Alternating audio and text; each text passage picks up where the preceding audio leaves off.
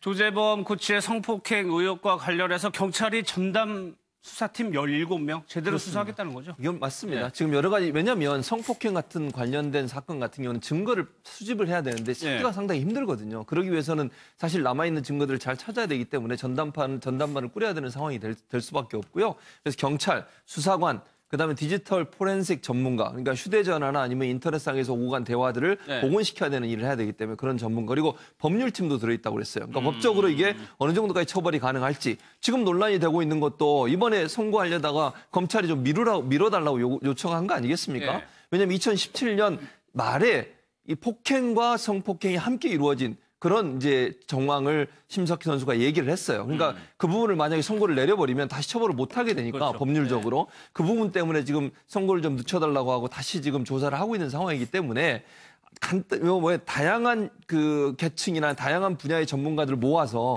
좀 밀도 있게 성폭행 사건의 증거들을 찾기 위해서 노력하고 있다, 경찰이. 이렇게 볼 수 있을 것 같습니다. 그런 와중에 심석희 선수가 선수촌을 이탈했을 때 아버지가 탄원서에 그때 상황의 내용을 조금 기술한 내용이 있는데 그때 조 코치가 보였던 태도가 조금 이해가 안 가요. 네, 그 지난 이제 재판 중에 이제 9월에 이제 아버지가 탄원서를 제출을 하면서 매우 이제 자세한 내용을 좀 설명을 했는데요.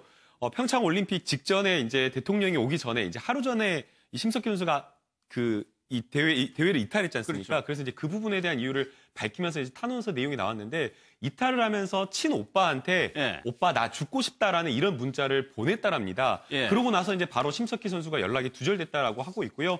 아버지로서는 너무나 이제 너무 애 같아가지고 깜짝 놀라가지고 바로 2시간 만에 진천 이 선수촌을 찾았다라고 하고 있고, 아버지로서는 당연히 심석희 선수가 어떤 사정에 의해서 그렇게 이제 그 선수촌을 이탈하게 됐는지 그 내용을 모르기 때문에 당연히 조재범 코치를 찾아갈 수밖에 없었다고 합니다. 그렇겠죠. 네, 그래서 이제 2시간 만에 조재범 코치를 찾아갔는데, 조재범 코치는 식당에서 소주 한 4병 정도를 술을 마시고 이렇게 시켜 먹으면서 술을 마시면서 술을 마시고 있었다라고 하고 있고요.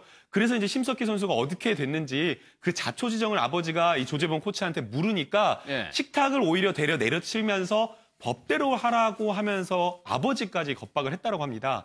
일반적이라고 한다면, 그 상황이었다라고 한다면 술을 먹는 거 사실은 상상도 못할 일이고, 또 아버지가 그렇게 찾아와서 이렇게 심석희 선수에 대해서 이야기를 물었다라고 한다면 머리를 조아리면서 정말 100번 사죄를 해도 용서를 못 구할 텐데, 그런 상황에서 되려 법대로 하라면서 아버지에게까지 화를 냈다라고 하기 때문에 아마 이 탄원서를 제출한 이 심석희 아버님의 그 마음은 조재범 코치가 법정에서 아무리 용서를 구한다고 하더라도 그것은 거짓이니까 엄벌에 처하달라는 그 뜻이 아니었을까 하는 생각이 듭니다. 그러니까 김남국 변호사께서 말씀하신 것처럼 하자면 CCTV 사진까지 첨부해가지고 아버지가 탄원서에 넣었다는 거는 그때 그 조 코치한테 당했던 그런 서름이라든가 이런 게 너무 크다는 얘기거든요. 근데 아버지 입장에서는 그러니까 이 조 코치한테 자기 딸을 초등학교 때부터 맡긴 거거든요. 그래서 초등학교 때 맡긴 다음부터 당연히 믿었겠죠. 안 믿었으면 계속 맡길 리가 없잖아요. 계속 믿은 상태에서 거의 뭐 10대, 20대 초반에 이르기까지 10년 넘게 자기 딸을 맡겼는데 이제 와서 지금 나오고 있는 이야기가 너무 기막힌 이야기들이 나오고 있으니까, 폭행에 대해서만 그런 말만 들어도 정말 이거는 뭐 분통이 터질 일인데 심지어 성폭행 주장까지 심석희 선수가 하는 마당에서는 부모 심정은 정말 속이 천갈래 만갈래 찢어질 것 같고, 정말 믿었던 사람한테 배신당한 거 아니냐 이런 생각을 할 것 같은데, 심지어 심석희 선수가 초등학교 때 뼈가 부러질 정도로 맞았다라는 말을 했을 때 그 말을 듣는 부모 심정이 이게 과연 정상이겠는가. 그리고 이 조 코치의 태도가, 이게 만약에 처음 있는 일이었다면, 상습적인 사건이 아니라 처음 있는 일이었다면 엄청난 일이 벌어진 거잖아요.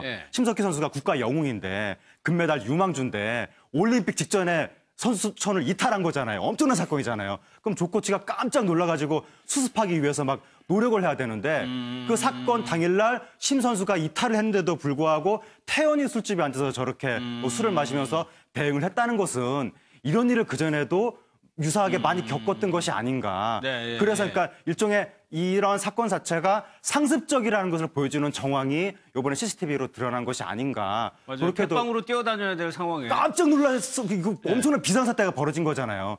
그럼에도 불구하고 저렇게 태연했다는 것은 예. 우리가 법대로 해라라고 오히려 부모한테 고압적인 자세로 나왔다는 게 사실이라면 예. 그전부터 이런 일을 많이 겪었고 잠깐 무리를 빚을지 몰라도 결국에는 무마됐다. 이런 식의 자신감이 있었던 것은 아닌지 예. 뭐 그렇게 판단할 수 있습니다. 근데 앞으로 수사에서 좀 걱정되는 부분이 저희가 뒤에 신유영 선수 건도 다루겠지만 결정적인 증거, 지금 조코치 측에서는 부인하고 있는 상황이기 때문에 수사 당국에서 결정적인 증거를 찾아주는 것이 손석희 선수한테 도움이 되는 거잖아요. 네네. 근데 그게 또 쉬워 보이지는 않단 말이에요. 일단은 조코치 입장에서는 목숨을 걸고 지금 방어를 해야 되는 상황입니다. 예. 왜냐하면 징역 10개월이면 이제 몇 달만 더 있으면 나올 수 있었거든요.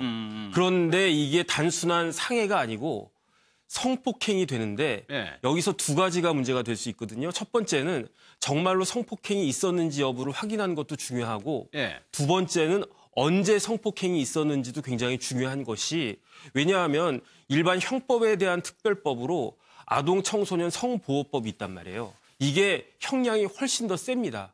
그래서 지금 그 법무법인을 통해서 심석희 선수가 고발한 내용에 보면 강간 상해거든요. 예. 근데 이게 아청법에 따르면 미니멈 징역 7년이고 무기징역까지 가는 어마어마한 7년 이상. 7년 이상. 그러니까 이 사람은 이제 잘못하다가는 평생 그 감옥에서 썩을 수밖에 없는 그런 상황이기 때문에 예.